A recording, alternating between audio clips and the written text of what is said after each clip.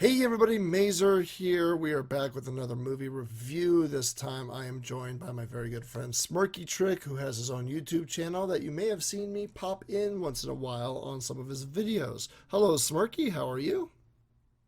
Pretty good, pretty good. How about you, Major? I am How very you doing? I'm very well, my friend. I'm very well. So, last time Smirky and I talked, we wanted to discuss the Rescue Rangers movie. We originally made a video discussing our thoughts on the trailer and if we had any high hopes for the movie itself. Me being more pessimistic, Smirky here being a lot more optimistic. But unfortunately, the audio for that video got so screwed up that it was unusable. So, to make up for that, we're going to do a quick recap on our individual thoughts of when we saw the trailer, and then we will give our thoughts of the movie itself. So, without further ado, Smirky, you're the guest. Give us your initial thoughts when you saw the trailer. My initial thought is that I didn't mind the 3D models that much. Like the 3D models that were trying to look 2D, I didn't mind it that much. Until it was pointed out, where it's like, oh, okay, I see the 3D models now. I'm not that distracted by it. And pretty much I was distracted by the writing, the humor, and also the stuff I didn't see. Like we didn't see that much of Fat Cat or Gadget or Zipper or Monterey Jack. It's kind of left everything in the air. We saw, the jokes in it and whatnot. And pretty much I noticed who was on board with the script writing. And so then I was like, oh, this has potential to be a pretty funny movie. And you had a Uh, you had a prediction of who you thought the villain would be. when we originally talked about the trailer, I predicted that it was going to be Gadget. As you barely saw her in the trailer. And spoilers, I was way off. Like, completely off. Yeah, from now on, we're going to go into spoiler territory, so just a heads up if you've not watched it. Well, like I said, you were a lot more optimistic. When I saw the trailer, I had very little expectations. I'm not a fan of very bad 2D, 3D animation, which this was, is when you have a 3D model and you make it look 2D. To me, in the trailer, it looked so distracting and so obvious, especially with they showed Gadget and Monterey at one point, and they looked terribly, terribly rendered. And there were some moments where Chip and Dale looked really good, and there were some moments where Chip moved a certain way, and you could just see the 3D model. I think it worked better for some of the human characters in the trailer, like we saw Peter Pan at one point. But overall, I wasn't a fan of the cell shading. I was not a fan of the whole meta commentary. When I saw the trailer, I thought this was going to be more like a VH1 behind the scenes. Where are they now? Drugs, sex, violence, and with like a little. Kind of got that. Yeah, we did a little bit, and I thought we were going to get other things like strewn in here and there.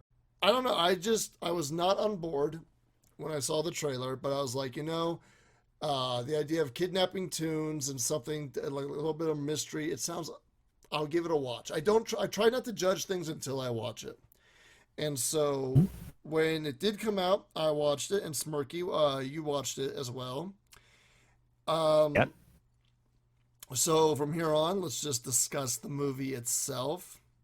Okay, before we get into the meat of the discussion, I gotta ask, do you think they reworked the models a little bit between the trailer and the movie? Because I think I may have noticed a little bit of a better shading, but if there was progress, it was probably not that noticeable. I don't think they did any improvements. I think what we saw in the trailer was the final animation. It's also possible that they got even uglier models to stand next to them to the point where they look good in comparison. That is true. That it could have been a good trick to make you think that the quote unquote 2D animation was really good. Oh hell! Since we're talking about that, all right, let's get into the movie. That is the biggest disappointment I had with the film. Is I am such a fan of animation with live actors, and Roger Rabbit has set the bar. So many people are like, "Oh, great, another movie like Roger Rabbit." And I'm like, "Yes, but without the quality of Roger Rabbit." Roger Rabbit, and I know it's unfair, but that movie set the bar on 2D animation with live actors, and I don't think any other movie has ever quite touched it. This one included. Wasn't that? And again, I wasn't that too bothered with the 2D, 3D stuff. However, I think it is worth knowing there are actual characters that are 2D, like real 2D, but they're briefly in it. But again, from what I understand, it takes a longer time to animate the 2D stuff than the 3D stuff that looks 2D. So maybe they had a model and just, or short on time or something. Which I would give you that point. I would give you that point, Smirky, if it wasn't the fact that this is Disney. Disney has all the damn time and they have all the money. Nobody was clamoring for this film. This came out of nowhere. So they could have easily done digital 2D animation and blended it much better than they did. But I'm just being picky. So animation aside, because I can just go on forever on that. The story. it was okay. Story was okay. Yeah, that's really all it is. Okay, so here's what happens. We do get a VH1 style opening discussing the Chippendale Rescue Rangers and how they were a big success. And we also get like a little bit of a flashback where Chip and Dale meet in elementary school and how they become friends. And long story short, Dale wants to do his own series so that he can be seen as a serious actor instead of the, silly comedian. And he tries to do like a James Bond style TV series, which bombs miserably. But because he decided to break up the Rescue Rangers, he and Chip basically don't speak for, what was it, 20 years? 20, 25, somewhere around that area. Yeah, and so Chip becomes an insurance salesman. Dale becomes a washed-up actor who goes on conventions, and that's how he gets his money. And long story short, one of their friends gets kidnapped. Oh, Monterey Jack, actually. Monterey Jack gets kidnapped, and the police don't seem to be all that interested in helping. So Chip, Dale, and a rookie cop decide to investigate, and they discover there is, hands down, the most clever idea in the whole movie. Somebody is kidnapping cartoons to bootleg them. That is Disney making that storyline is kind of clever if you think about it. Oh, I love it. They kind of did the same joke in Zootopia. There's a quick blink and you miss it moment where Weasel is selling bootleg Blu-rays of animal versions of Disney movies. But this one went even further because they got so many properties using the parody law that they were able to throw everybody in there. Oh, yeah, yeah. First of all, we have Ugly Sonic from the original Sonic the Hedgehog trailer, who, by the way, steals every scene he's in. Oh yeah, with those teeth of his, and apparently, and also he played a big role in the story and the overall. He did. He was actually he's not a throwaway character. He was actually a big part of the story, which I'll give a point. I'll give a point. Who else got bootleg? Oh, you have the bootleg Simpsons. You have bootleg Ika Chunga. All sorts of fun little idea, and that is what I like because what they did was they chopped up like iconic parts of each character. Yeah, they pretty much chopped them up and made him look like a serial killer scene or something like that. Yeah, so it's funny, but also kind of messed up and whatnot.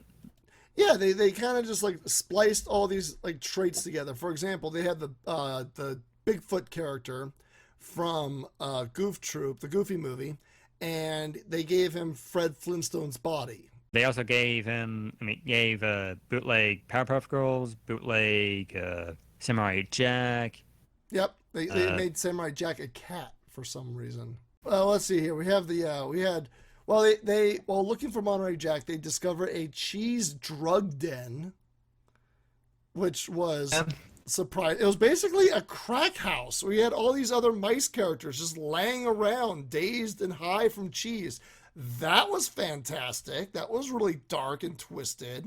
And apparently that puppet character wasn't really a real puppet; it was just like a 3D model. Which, okay, Oh, that's just creepy. it's kind of earlier in the story. I realized something. Like Chip and Dale kind of had a relationship with Donald Duck, and you know how they did like a recap about how they first met and how they made it big. I would have Yes. figured they would. Would have figured they would have like met Donald Duck, do something with that. Oh, and because the first time they came on, it was with Donald Duck, and they were just pissing off Donald Duck because that's what they do. Oh, Like I imagine, I see what you're doing. You're talking about before they became Rescue Rangers when they were doing the Donald Duck shorts. yeah, yeah. I Yeah, don't think Donald Duck was even in there. I don't think no, I don't think any of the main Disney characters, like the prime. I don't think there was Donald. There was Scrooge, but there was no Donald. At least not that I noticed. I don't think there was a Mickey.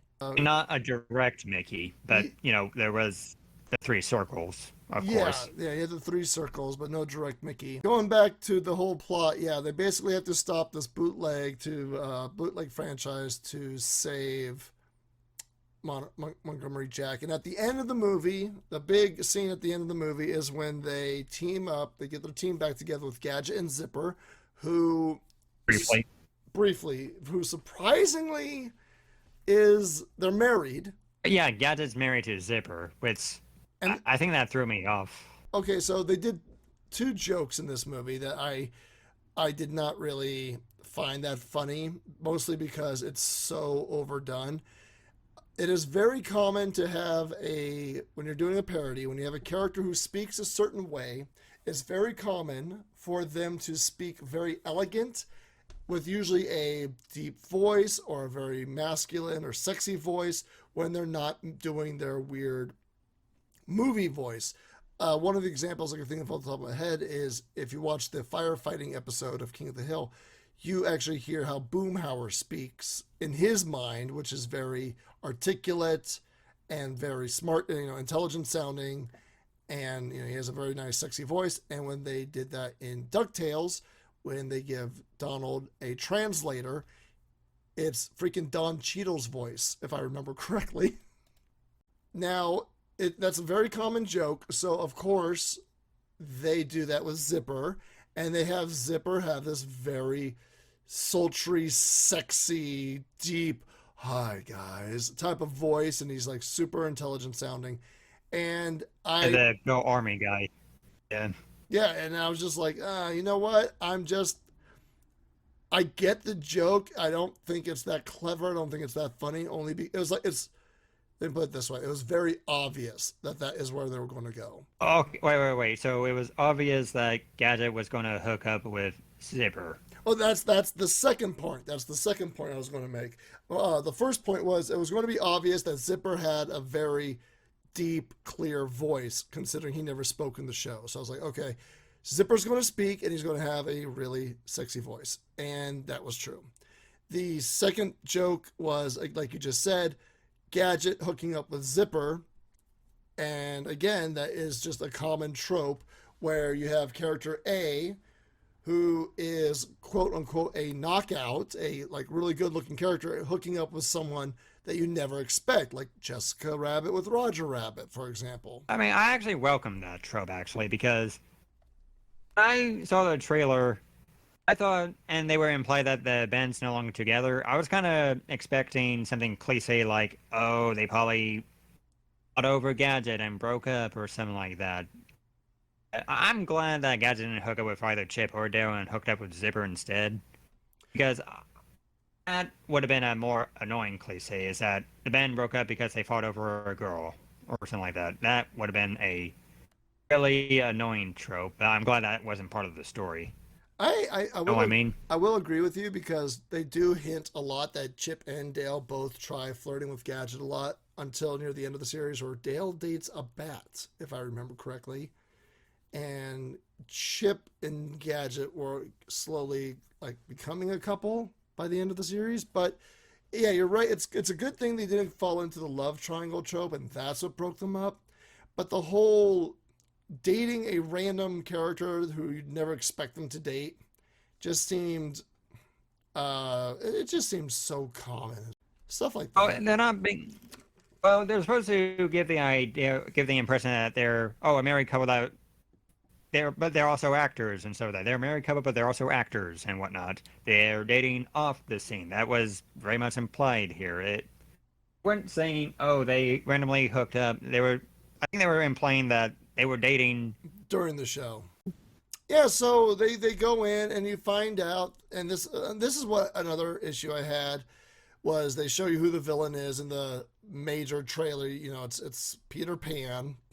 Now, Wait, before we address Peter Pan, I have one question. Yo, Have you ever heard about that Russian cult that worships Gadget? oh Jesus Christ, I have actually. I found that out as this movie was being announced. I think somebody told me about that in one of my live streams that there's a Gadget Cult.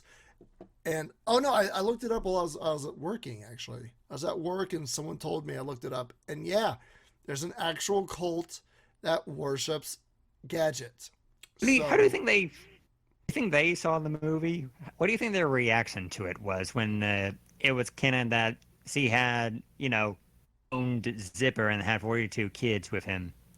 Honestly, I haven't read the posts yet, but I did read people talking about it. Apparently, a lot of people were irritated that Gadget hooked up with someone, and I'm just kind of shaking my head. I'm like, who really cares? It's just a fictional character. But people were upset that she got married to Zipper, like really mad.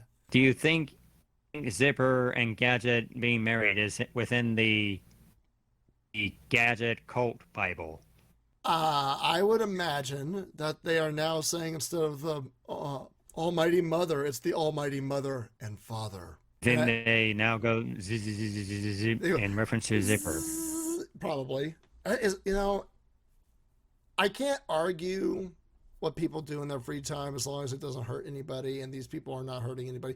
But let's talk about the elephant in the room, and that's the villain, Peter Pan. Because yeah. So this is the character everybody's divided upon. Not because Peter being a villain doesn't make sense. It's the backstory they gave Peter Pan. Do you know anything about the voice actor who played Peter Pan originally? Yeah, Driscoll, I believe his name was. Yeah, I know about that. And I gotta say, I think I'm inclined to believe that this is just a morbid coincidence. Because, like, I heard this argument be made before. They were, like, saying, oh, they made a reference to Seth Rogen, so this is obviously a reference to what happened to Driscoll. So that, and I'm like, these are different people. No, like, I have to agree with the other people on this one, because the main reason BobbyDriscoll was let go from Disney was because he was growing up. Puberty and whatnot. Right. And he couldn't get any work. Yeah, because he was like the star child of Disney. He was in all sorts of different Disney projects, and of course he did the classic Peter Pan. But what ended up happening is he got older, they kind of let him go, and that really hurt his career, and it just cascaded. And in Rescue Rangers, they straight up say the reason why Peter Pan no longer got work was he grew up and had got facial hair. And I was like, that's not a coincidence. That is that has to be a straight up reference. And I don't. It's just a child actor trope. It's an unfortunate child actor trope, unfortunately. Well, that's the thing. They could have done that with any other child character in the Disney lineup. They didn't have to choose Peter Pan to play that trope with the history of the original voice actor. Now, I don't think these people who made that decision were aware who BobbyDriscoll was, to be fair. I will agree with you on that, because to be completely honest, before this movie came out, I had no clue about BobbyDriscoll's situation. I actually never gave Same here. Yeah, I never gave thought to it. In retrospective, now that I have learned, I'm just like, oh, that was kind of a little Risque. Again, they could have chosen any other like child character from classic old Disney. Like, you know what would have been funny if they made Snow White, because Snow White is 15 in Snow White. So if they made her get older and she didn't grow up to be as beautiful as she thought she was going to be, now that would have been funny. I don't know about Snow White. Well, Snow White's like whole purpose in the movie is the fact that she is pretty. Like that is legitimately her only character trait, and she sings to birds. Yeah, I wouldn't say Snow White would be. I don't think they would ever make a Disney princess the villain. And that's the problem with Disney. God dang it! Damn it, Disney! That would have been great. I'm trying to think of what would Disney's version of Scrappy Doo be, because I'm thinking maybe something like Bonkers or Bonkers. He's a rogue cop that turns bad. Bonkers would have been great because a lot of people did not like Bonkers, apparently. At least according to all the reviews I've been watching on YouTube.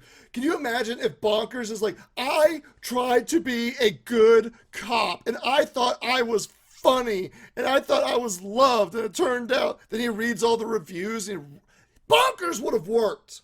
Dude, imagine Bonkers. He thinks he's this big actor, and the internet starts up, and then he starts watching all the reviews of the Bonkers show and how everybody hates him and thinks he's annoying, and then he just like slowly gets darker and darker. Boom, we made a sequel. Oh, and his right-hand man is Bubsy Bobcat. Yes! And he's like a mafia, and Bubsy Bobcat is a mafia type deal, because Bubsy, that's a mafia name. Bubsy. There you go. Bubsy Seagull. There you go. It's Bonkers and Bubsy, the freaking Sega character. Was he on?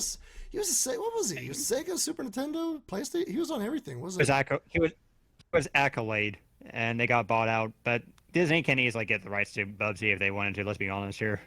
So, yeah, that was the basic story. It's a giant kidnapping mystery. They're trying to stop Peter Pan, the Coca-Cola polar bear, apparently. And oddly enough, Seth Rogen as a Viking, making fun of the old BeowulF movie.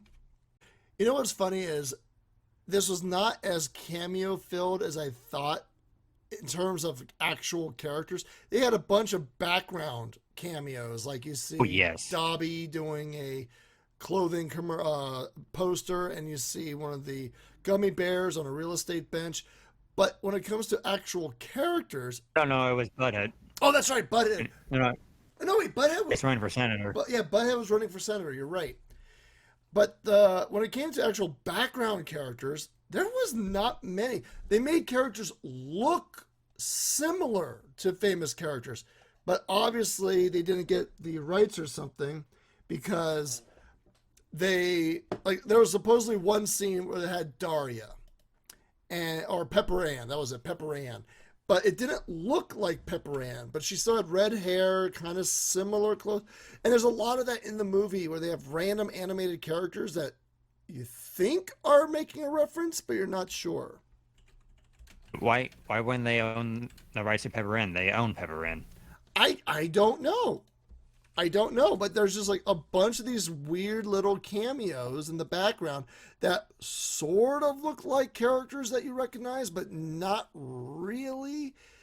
And they make the characters in the style to reference the style, not meant to be actual characters from actual shows, but rather, just reference a style of some kind. That's what I imagine. I'm guessing. I mean, there's like, but that's mostly like in the background. When they actually wanted a cameo, they put the goddamn cameo. But in the background, especially at the convention, there's just a lot of these random characters.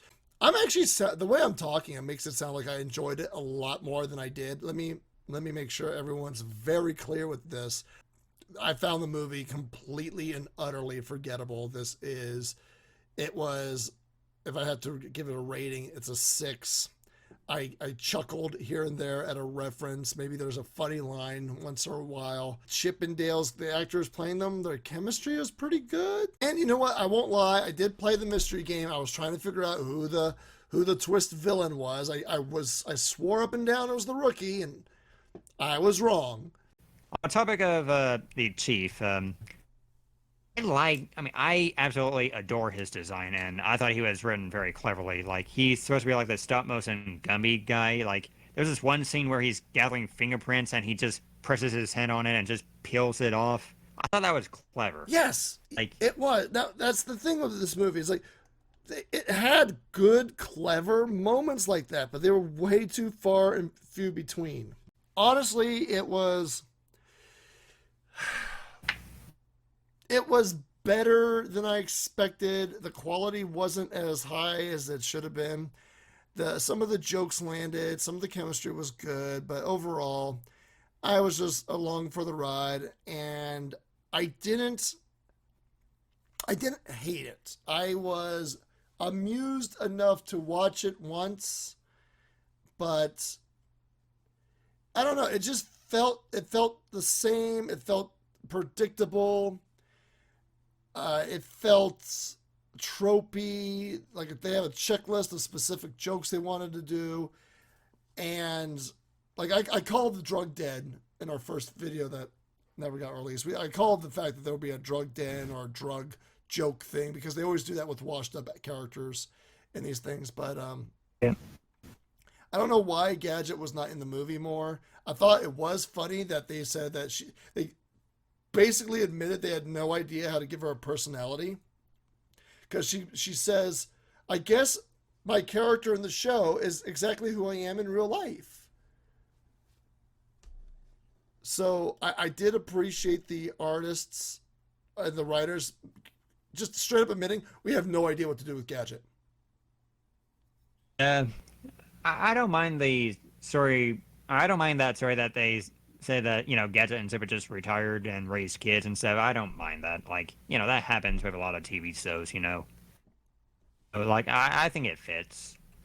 No, that fits. It's just you want the show movie's called Rescue Rangers. You don't get the Rescue Rangers. You just get Chip and Dale until the last 10 minutes, 20 minutes. You get Gadget. And Monterey Jack's in there for like 3 minutes, 4 minutes, maybe. I don't know. Both have very brief scenes, so it's more of a Chip and Dale's movie.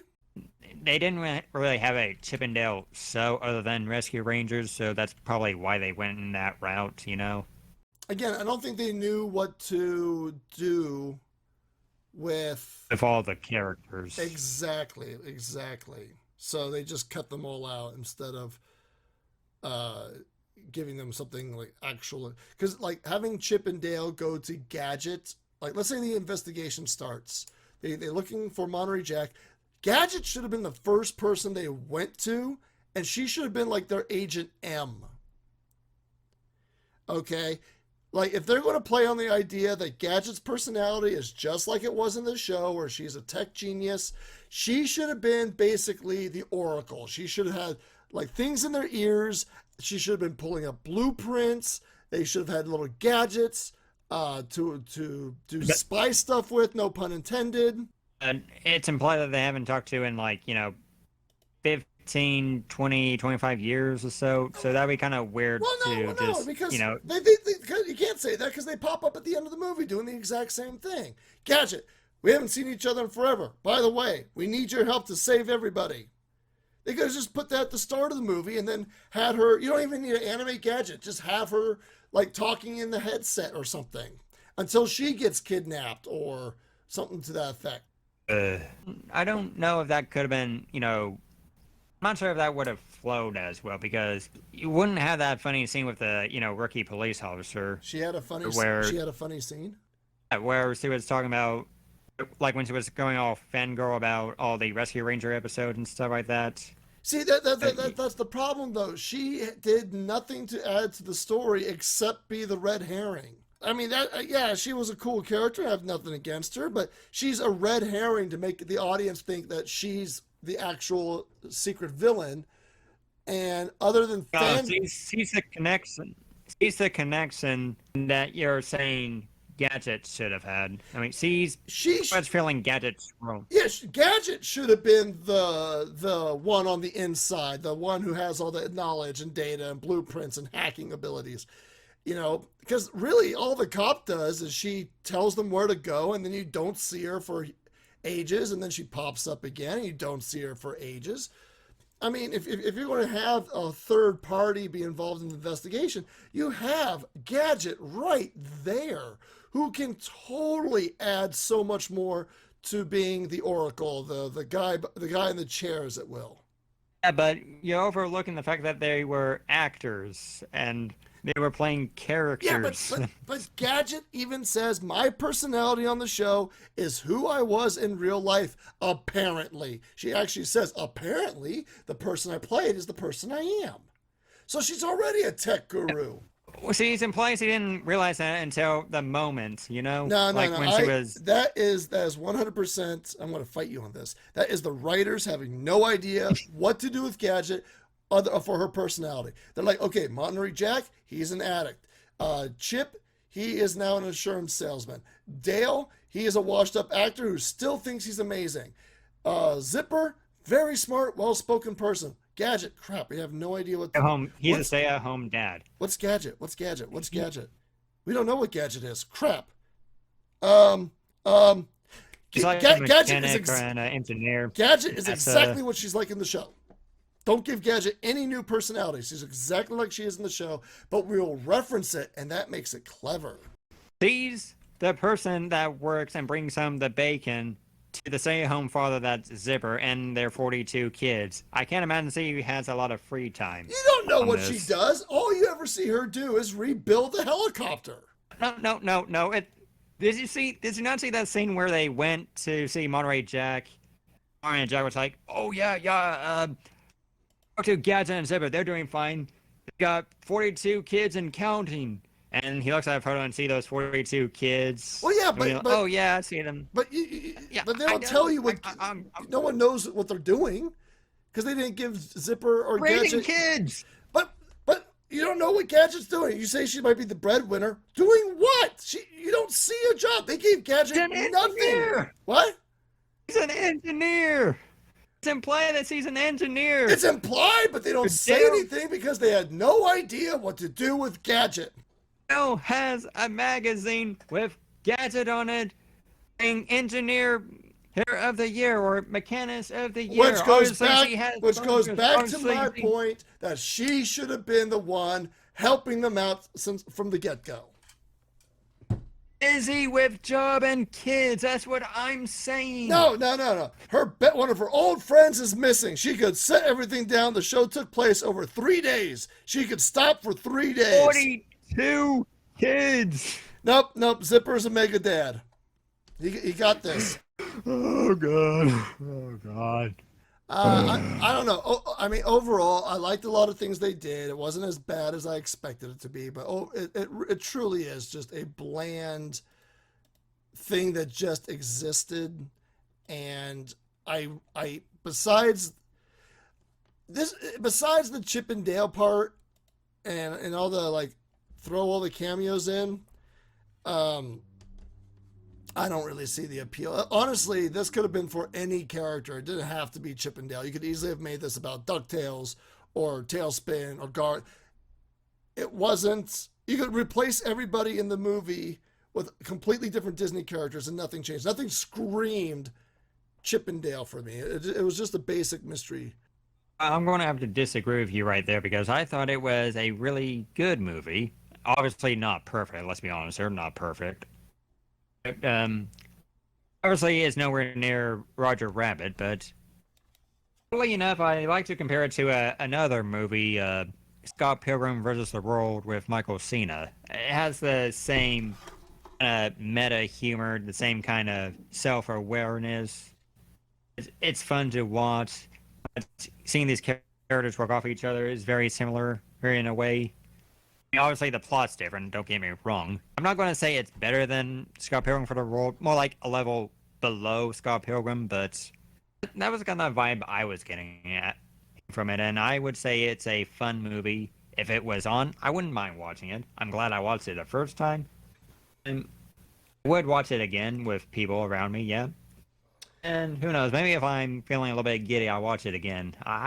Overall, I would give it a 7.5 out of 10.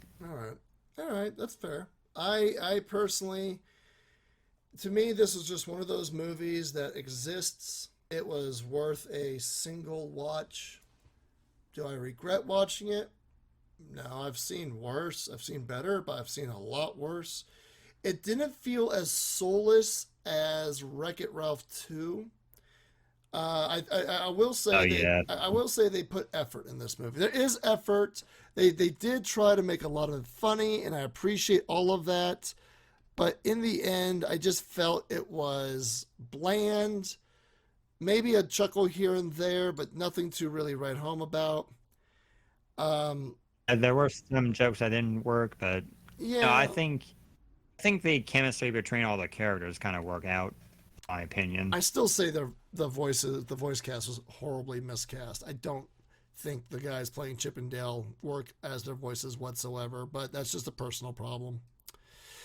I think they could have used a little bit more emotion, a little bit. They're both very bland. Even when Chip gets very excited, it's pretty bland. Yeah, I mean, at least the script writing wasn't horrible because it masks pretty well. The script it had a good writing, and so let's just say that I agree. they just could have used more emote. And I heard that some people kind of imagined what it would be, what the whole movie would be like if they kept the chipmunk voices, and some of them came to the conclusion that it probably would have been, a little bit grating or something like that. So I mean, I don't blame the decision to make their normal voices normal, Well, but here, definitely could have used more emote. well, here's my problem. I disagree with that, and I'll explain why. Whenever Chip and Dale spoke quickly, they reverted back to their classic Donald Duck voices, where it was so difficult to hear them. In the in Rescue Rangers the show, they did not have the very rapid speaking chipmunk voice. They both had higher pitched voices, but they spoke very calmly and normally. It was not sped up.